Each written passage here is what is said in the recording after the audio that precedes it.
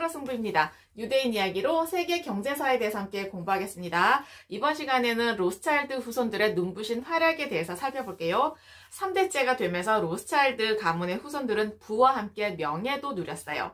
영국에서는 현재 동화되지 않은 최초의 유대인 의원으로 선출되었죠. 런던의 중심가인 피카딜리에는 일명 로스차일드 거리가 생겼어요. 유럽 각국의 국왕들은 로스차일드의 재정 지원을 받지 못하면 전쟁을 수행할 수 없는 지경에 이르렀어요.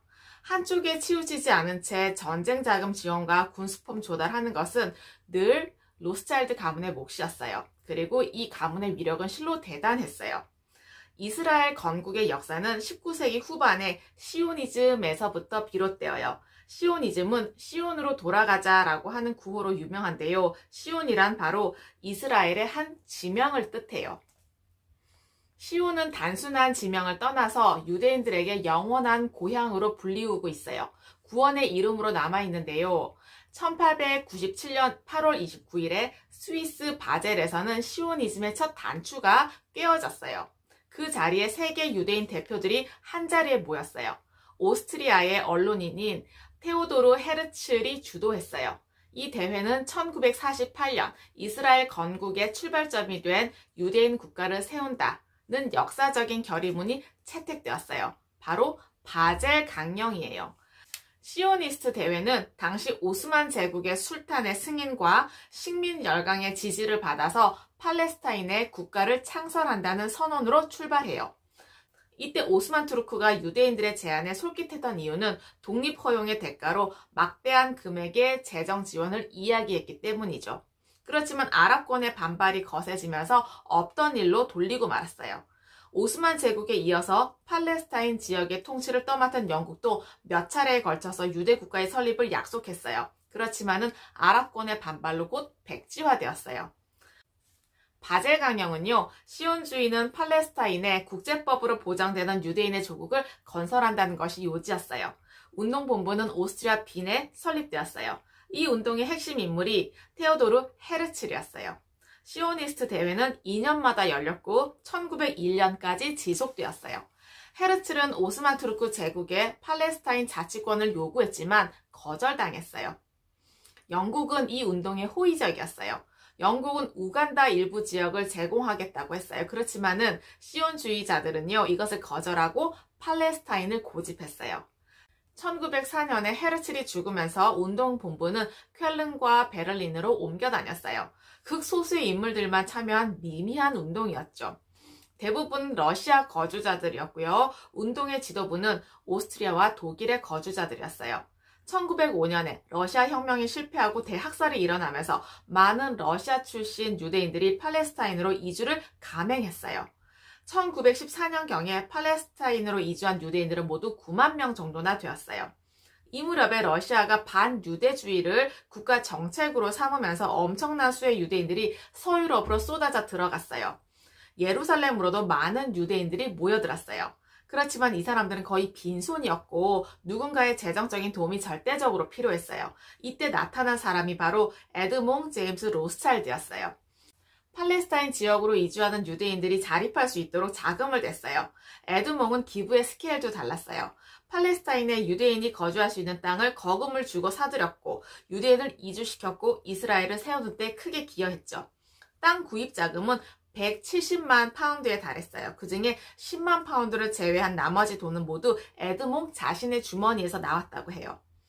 에드몽이 샀던 땅을 중심으로 예루살렘은 이슬람의 도시에서 유대인의 도시로 바뀌기 시작했어요. 1차 세계대전으로 오스만 제국이 몰락했어요. 불가능해 보였던 유대 국가 건설이 현실로 다가왔어요.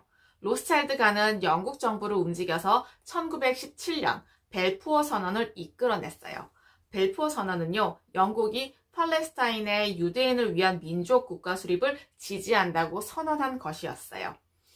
영국은 이 선언을 통해서 미국계 유대인들이 연합군을 지지하리라고 계산했어요. 영국을 지지하는 유대인을 팔레스타인에 정착시키려면 이집트의 수에즈 운하를 그들이 충실히 지켜줄 것이라고 생각했던 거죠. 그러면 벨푸어 선언이 나오게 된 과정을 살펴볼게요.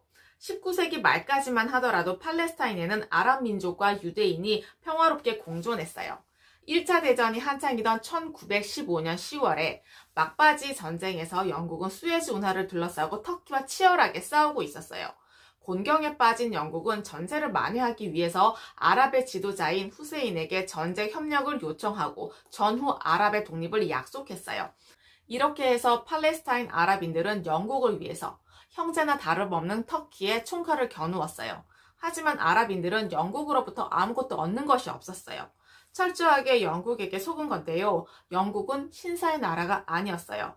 1900년대 초에 영국은 해가 지지 않는 나라였어요. 이렇게 큰 나라가 아랍 민족과 유대인들을 갖고 놀았어요. 아랍인들과 했던 그 약속을 똑같이 유대인들에게도 한 것인데요. 영국이 이중 플레이를 한 것이죠.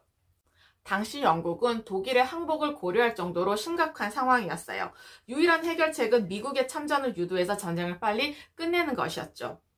영국의 전시 내각은요, 1916년 10월에 세계 시온주의자 연맹 대표이면서 유럽의 최대 금융 재벌이던 리오넬 로스차일드와 비밀리에 만났어요. 전후 팔레스타인을 유대인들에게 넘겨줄 것을 약속하는 런던 조약을 체결하게 돼요. 로스차일드는 팔레스타인 유대인들에게 새로운 국가 건설에 필요한 재정 지원을 약속하죠. 1917년 11월 당시 영국의 외무장관이었던 벨푸어가 리오넬 로스차일드 경에게 편지를 보내요. 영국은 유대인들의 돈과 기술이 필요했어요. 벨푸어 선언을 읽어드릴게요. 친애하는 로스차일드 남자 귀하, 유대 국가 건설과 관련한 다음의 선언은 이미 영국 내각에 제출되어 내각의 지지를 받았음을 알려드립니다. 영국의 폐하와 정부는 유대인이 팔레스타인에 유대민족 국가를 세우는 데 찬성하고 총력을 기울여 도와줄 계획입니다. 명확히 해야 할 것은 이미 팔레스타인에 살고 있는 비유대인의 국민 자격과 종교적 권리를 해쳐서는 안 된다는 것입니다. 유대인이 다른 국가에서 향유하는 각종 권리와 정치적인 지위도 손상되어서는 안 됩니다. 벨푸어 선언이 나오도록 뒤에서 도운 사람이 또 있어요. 바로 하임 바이츠만이라는 사람이에요. 화학 교수였는데요. 영국에서 유명 인사였어요. 영국 고위 정책 당국자들에게 기회가 있을 때마다 팔레스타인의 유대인 국가를 만드는 것이 영국 국익에 도움이 된다고 설득하면서 다녔어요. 돌이켜보면 아랍과 이스라엘 간의 끝없는 피해 투쟁이 이때 시작되었음을 알 수가 있어요. 하임 바이츠만은 훗날 이스라엘 건국준비위원장이 되어서 트루먼 대통령을 설득시키고 그 뒤에 신생 이스라엘의 초대 대통령이 되었습니다. 어떠셨나요? 과거의 지혜와 지식을 통해서 현재와 미래의 삶이 좀 더 의미 있고 풍성해지시길 기원합니다. 감사합니다.